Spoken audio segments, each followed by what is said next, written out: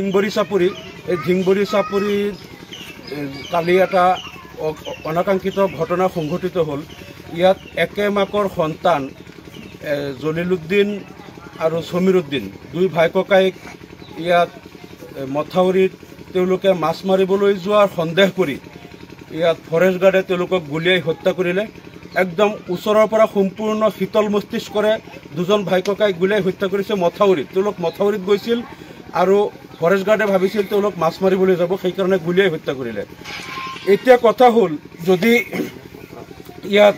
ফৰেষ্টৰ ৰৌমাৰী বিলত মাছ মাৰিবলৈ গ'লেও মাছ মাৰোঁ তাক এনেকৈ গুলিয়াই হত্যা কৰাটো ফৰেষ্ট আইনত নাই।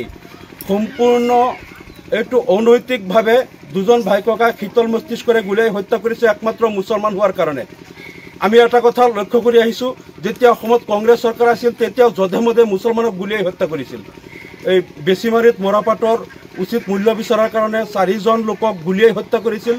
বৰপেটাত NRCৰ মডেলিটিৰ যিটো ফৰ্মেট সংশোধন কৰাৰ দাবী কৰাৰ কাৰণে 4জনক গুলিয়াই হত্যা কৰিছিল। কংগ্ৰেছ চৰকাৰৰ দিনতেই গুৱাহাটীত শবে বৰাতৰ নামাজ পঢ়ি ৰাতি স্কুটাৰ লৈ ঘৰত আহি থকা যুৱকক গুলিয়াই হত্যা কৰিছিল। লক্ষীপুৰত 9জনক গুলিয়াই হত্যা কৰিছিল। মুছলমান পালেই গুলিয়াই হত্যা কৰাটো কংগ্ৰেছৰ যেনেকৈ স্বভাৱ আছিল, একেই কাম এতিয়া বিজেপিয়ে কৰি আছে। বিজেপিয়ে 2016 চনত কৈছিল যে আমি পৰিৱৰ্তনৰ চৰকাৰ আনিম, আমি পৰিৱৰ্তন বিচাৰোঁ, কংগ্ৰেছৰ অপশাসন আমি অসমৰ পৰা নাইকিয়া কৰিম। কিন্তু দেখা গ'ল বিজেপি চৰকাৰ অহাৰ পিছতো একেইদৰে মুছলমানক বিনা দোষত গুলিয়াই হত্যা কৰাৰ পৰম্পৰা আৰম্ভ হৈ গ'ল।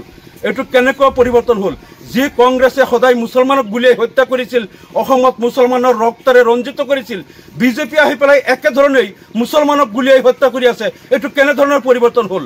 আমি মুখ্যমন্ত্ৰী হিমন্ত বিশ্ব শৰ্মাক আমি এইটো অনুৰোধ জনাইছোঁ যে আপুনি কংগ্ৰেছৰ নিচিনা মুছলমানক গুলিয়াই হত্যা কৰাৰ এই পৰম্পৰা বন্ধ কৰক। বহুত হৈ গ'ল অসমত নিৰ্দোষ নিৰপৰাধ মুছলমানক কংগ্ৰেছে যেনেকৈ গুলিয়াই বাৰে বাৰে হত্যা কৰিছিল, আপোনালোকৰ বিজেপিয়েও একেদৰে গুলিয়াই হত্যা কৰি আছে। মুছলমান হত্যা কৰা বন্ধ কৰক। আৰু এই মোৰ লগত আছে ইয়াত যিজন জলিলুদ্দিন, তেওঁৰ ছোৱালী, দুজনী ছোৱালী আৰু এজন ল'ৰাজন তেওঁ শাৰীৰিকভাৱে বিকাৰগ্ৰস্ত, মানসিক বিকাৰগ্ৰস্ত, নাৰ্ভৰ বেমাৰত আক্ৰান্ত।